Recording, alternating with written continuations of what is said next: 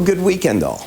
Ira Epstein with your metal market wrap-up, your weekend edition, where we'll look at the weekly charts for this Friday, the 14th of June, 2024.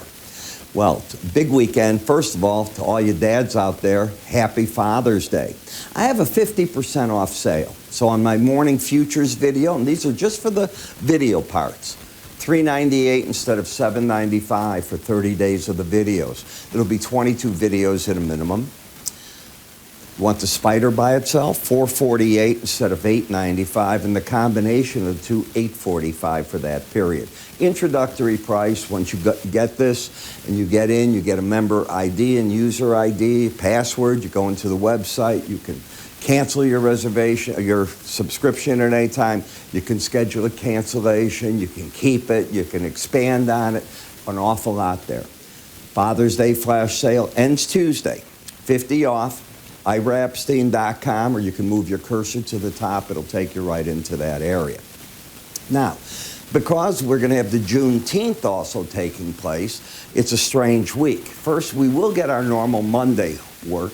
We're going to have the New York Empire State Manufacturing Survey for June. That'll be out at 7:30, but then we get everything thrown off. And that's because of the Juneteenth. And you can see how that is. Now, the futures markets, from what I see, are open. I don't know what stocks are going to do. My guess is they don't open. All right, cash markets will be closed, though. Your banks will probably be closed. I don't think there'll be mail, things of that nature. And all these other reports for the week will be pushed back. Baker Hughes today came out. We lost 4 more rigs, if you will. So that gives us 97 less than we had a year ago at this time. Wow. So this was the week that we dealt with so much. First, energy prices, they finally came back after the Saudis and OPEC.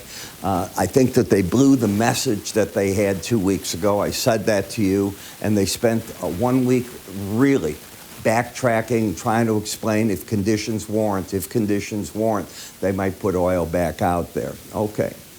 I know this much. I'm reading about Gazprom and what's happening with the lack of funds going to Russia. And this is because they've been cut off, especially in natural gas in Europe. And there's more contracts coming to an end very shortly. So big problems starting right around the corner there. Hope Putin has a good time with it. By the way, Putin today said that if Russia can keep all of the area they've captured, and if Ukraine doesn't pursue a NATO membership, he's willing to discuss peace. Okay? It's his first venture towards it. Ukraine won't accept that, but that was the first thing. The dollar. One of the stories that has been all week plaguing people, me included, by the way, is would the dollar be strong or weak after we saw the FOMC meeting? And at first, who knew? All right, now remember, then we had the CPI just in front of that, then we got the PPI, and the market decided to give the dollar the bid and break most of the other currencies. Today, then the Japanese yen, the Bank of Japan did nothing. When I tell you nothing, I mean they did nothing. They said, we'll tell you more in July. Okay? In the stock market, this was the week of Apple. So Apple had its conference, and the whole idea there for them was, okay, we'll tell you what we're going to put into the phone. Now, we all know it's going to be AI. We know they're behind, way behind on their own chip to do it, so they're partnering. And at first, the market truly yawned. I mean, it came out, market didn't do anything. The next day, it came alive. I guess traders decided it was enough that there'd be upgrades, and you're forcing a cycle from people leaving the iPhone 14 and earlier to trade those in, get rid of them, whatever, if they want to get any AI. Now, what does AI mean on the phone? I haven't the slightest idea because they haven't shown any examples. So I don't know. All right, we're going to find out on this. I know I have a 14, and I'm not rushing to get a 16 until I know what it does or doesn't do. So I think there'll be a lot of people like that, but the market's taking the high road. They're going, everybody's going to get one. They're going to trade it in if you want AI. Okay. In the gold market, I mean, any way you want to cut it. People keep talking how weak gold is. On a monthly basis, does that look to you like a weak close on a monthly basis? So let's go to the weekly. Now, when you start separating, you can see the market did peak out and it's been coming down. For the week, yeah, it was up 1%. Okay, not a big deal. And you're wobbling here on the bar chart for the week. You can see what the market's doing. It's sort of waving in the sky here.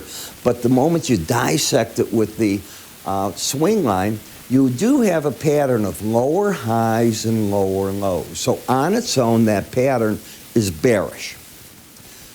But look where it's taking place. Over the 18-week average of closes, which means the bias is up. So this is a break, in my opinion, of a market that still has an overall bullish bias, and it might come down to the 18-week average. Doesn't have to hit it, but it's making a run towards it to find its support leg. When I look at the Bollinger Band, the market was in a sideways action over it. In other words, when I say sideways, to the left side of the market, running over the Bollinger Band. Then you went totally sideways from there. So you could call this a consolidation pattern. It's very possible to be that. Momentum-wise, you had a market that had an embedded reading. It lost it. It's when the red line got back under 80. Often, not always, but high probability, often, the market and price of the 18-week average and price try to make a run at each other. They often hit each other. And you're going to be, if you take a look at this, if I come back on this chart a little bit, 2260 is the 18-week average. Last week, that number was 2243, let's call it. The week before, 2228. So about $13 to $15 the market's coming up each week. That would put you up into the 2275 area, very close to this week's low already. You'll see what I mean when you reopen Sunday night. In the gold-silver ratio, on the daily chart, it told you silver was going to lose to gold as the market crossed over the 18-week average and you needed more silver to buy. But on the weekly, the bigger picture, you're getting just a correction. You're still staying under that number. So silver on the longer pattern is still the market that, yes, it's giving up a bit to the gold, but it's still overall stronger than the gold market when you consider that. In the silver on a weekly, you can see the correction taking place, and you can see you're still overbought. Any readings here over 70 are overbought. It needs to correct a little bit more. In the copper market, I have been looking to see, can we get price and the 18-day average to come together to complete the washout effect of losing the bullish embedded reading. Once this market, and I'll walk you there, here was the market embedded. Red and blue staying over 80. When you lose it, unless you get it back right away, the odds of taking this high out are very small, and price and the 18-day average, in my theory, should make a run towards each other as the next step. And as you can see, this is exactly what the market is doing. Now, I could also do the same exercise. We're 432.30. The week before, we were 427.80. Let's call that 5 cents. The week before, 424. So 3 to 4 cents seems to be what the market is averaging right now. And that would put this up near 436, 437, getting close to this week's low, as you can see. Any more of a break, you'd probably be right on top of it. And that's where I look for the support to come in. That's where I look for the decline to basically find its first footing where it's going to try to put the brakes on price. Platinum is already down to the 18-week average and the 100, and notice how it stopped its decline there. You would have to get now back under 905.40 in order to say that the market, this has lost its uptrend. It hasn't here. This is where I think the pros stepped in and did some nibbling this week. Last in the dollar index, the market fought a battle all week. In fact, this is a weekly chart. How many weeks did it fight a battle here? Want to count them together? 1, 2, 3, 4, 5 weeks against the 18-week average, and has again popped up. Is the pop going to hold? That's the first question you got to ask yourself. Number 2, you're still very much in the sideways action of the Bollinger Band, and you're already in overbought territory. You put it all together, it's an interesting time in these markets, and that's what they're about. It is summer.